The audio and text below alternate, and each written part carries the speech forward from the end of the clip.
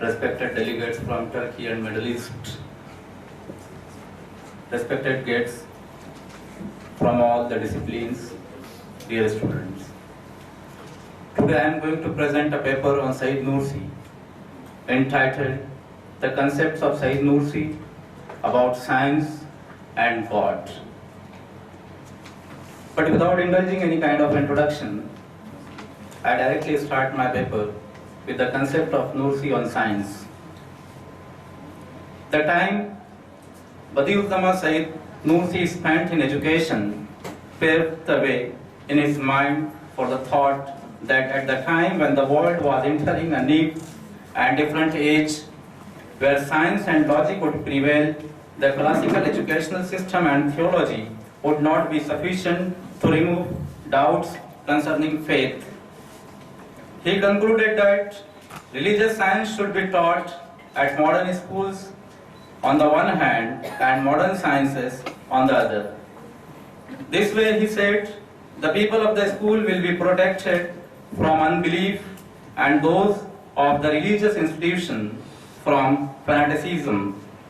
Badiuzzama Sayyid Nursi deemed the most severe disease inflicting man in the present age is his search for the true happiness to be the weakness in belief in God, and diagnosed the source of this disease as being the tendency to regard the modern science and religious science as a separate and irreconcilable entities, since a man in reality are being composed of both matter and spirit.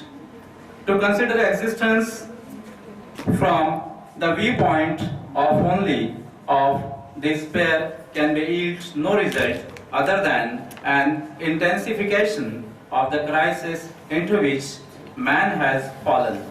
Unfortunately, modern science has remained totally incapable of finding remedies for the spiritual wounds of mankind, despite all its brilliance. Confronted by this situation, as a man of science appreciating the necessity for the reconciliation between religion and modern science, Badiuzzama Sayyid Nursi examined the foundation of faith in a fashion suited to the mind of the age, and so doing produced 6,000 plus pages work known as Risale-e-Nur. Muslims used to dominate and contribute to science development for more than 350 years. Contemporary Muslim countries are struggling to regain their sciences. They are left behind in science development and application. Lack of curiosity, unreadiness, apathy, hostility, colonialism, Mongol invasion may be the factors behind the lack in science development. Muslim countries in the development of science, but Badiuzzama Sayyid Nursi plays a unique and important role in inspiring science development in Muslim countries. Being well grounded in traditional Islamic sciences, Nursi was aware of the apparent discrepancy between traditional cosmology articulated by Muslim philosophers and Sufis and the Newtonian worldview, but instead of rejecting the mechanistic view of the universe presented by Newtonian science, he tried to appreciate it. Nursi put a very strong emphasis on the importance of science and technology in the life of human being. For sure, he said, at the end of time, mankind will pour into science and technology. It will obtain all its powers from science. Powers and dominion will pass to the hand of science. For Nursi, scientific approach is the most effective way to persuade the civilized world. In the future, he explained, the truth will take the place of force and prove the place of sophistry. In his words, through the endeavors of science, what will prevail entirely in the present and totally in the future is truth instead of force, proof instead of sophistry, and reason instead of nature. Nursi wants his fellow Muslims not to undervalue or neglect science if they are to regain their superiority among the world nations. The limitations of science, he stressed, can render these powers dangerous and destructive. Nursi also stresses that science is a great tool, but its limitation render it highly unsuitable for its use out of the region of its scope. Nursi believes that the success of science places tremendous powers in our hands. For the success of science development in Muslim society, Nursi suggests some ideas to be discussed below. For Nursi, there are two major sources of Islamic sciences, the nature and the Quran. In his view, developing science is a part of a means to prove the authenticity of Quran, as he writes, in the future, when the intellect, science and technology prevail of certainty, that will be the time the Quran will gain ascendancy, which relies on rational proof and invites the intellect to confirm its pronouns. Nursi's understanding and interpretation of Quran are scientific and or connected to a scientific endeavors.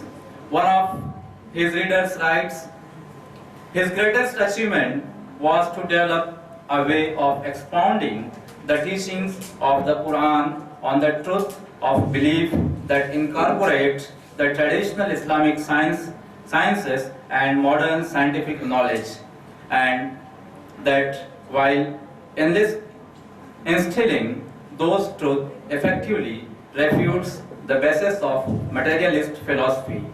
Nursi believes that miracles of the prophets are the source of scientific guidance and inspirations. He says, miracle encourage, motivate, guide, direct scientific endeavors. There are 9 prophet miracles that Nursi noted to be the object of scientific exploration for Muslim scientists. The miracles are, number 1, the miracles of Adam inspires science for the name. Number 2, the miracles of Noah inspire science for the creation of ship. 3, the miracle of Joseph inspires science for the clock. 4, the miracle of Idris inspires science for tellers. 5th, the miracle of Solomon inspires science for air transportation. 6th, the miracle of Moses inspires science for clean water exploration. 7, the miracle of Jesus inspires science for healing spiritual ills and physical sickness. 8, the miracle of David inspires science for iron technology. 9, the miracle of Prophet Muhammad sallallahu alaihi wasallam inspires science for the rhetoric and linguistics. Now my other topic, Nursi's concept on God.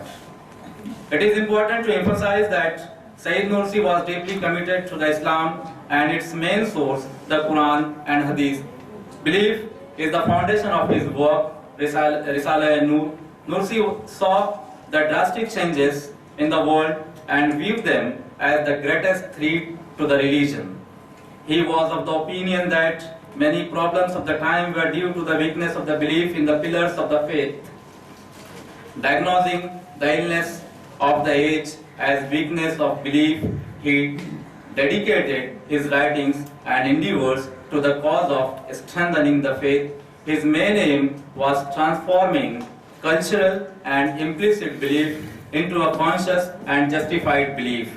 He saw that cultural and implicit belief was too weak to stand before the doubts, including questions of the time, that could be resisted only with a faith sustained by reasonable proof. According to Nursi, there are 3 main things given by God to human being, that is, the universe, the prophet, and the Quran. He also added one thing, that is the consciousness. His primary purpose on focusing all these aspects is to cultivate faith and prove its vitality for human happiness. both for the bodily life and the life after it. Nursi states that each of these channels indicates the necessity of God and His existence, His divine art and action. Every reflection is manifestation of God's divine name through which Almighty is known to His conscious creation. Multiplicity of reflection of the divine names does not contradict with the concept of Tawheed, divine unity.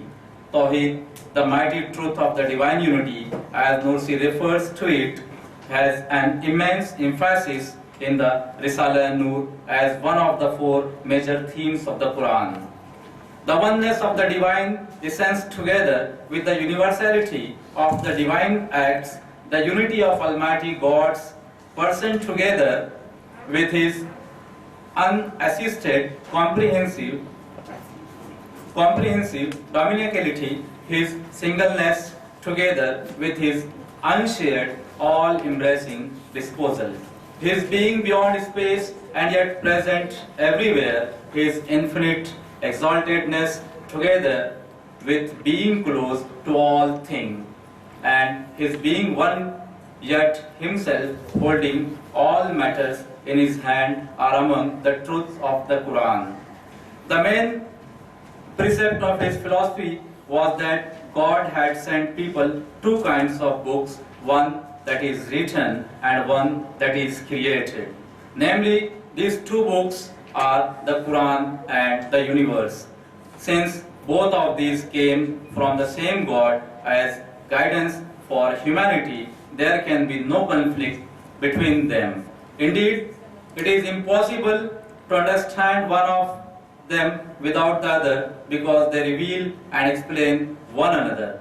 While the universe can compare to a book that is filled with multiple manifestations of God's exalted names and attributes, which are displayed for all existence, the Quran can be composed to a manual that guides us through these manifestations on the path to finding God.